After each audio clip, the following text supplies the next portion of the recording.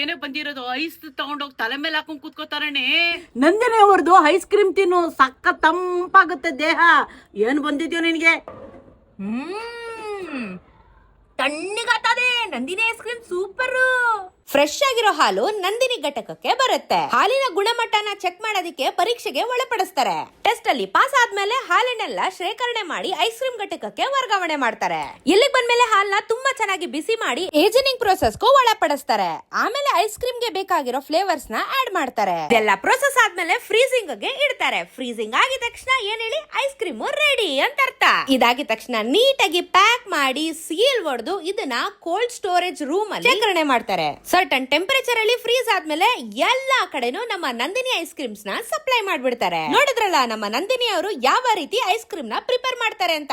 ಬಾಯಲ್ಲಿ ನೀರ್ ಬರ್ತಾ ಇದೆ ತಾನೇ? ಈಗಲೇ ಹೋಗಿ ನಿಮ್ಮ favourite flavour Nandini ice cream ನ ತಗೊಂಡು ತಿಂದು ದೇಹನ ತಣ್ಣಗ್ ಮಾಡ್ಕೊಳ್ಳಿ. ನಮ್ಮ ನಂದಿನಿ ನಮ್ಮ ಹೆಮ್ಮೆ, ಟ್ರಸ್ಟೆಡ್ ಬೈ ಮಿಲಿಯನ್ಸ್.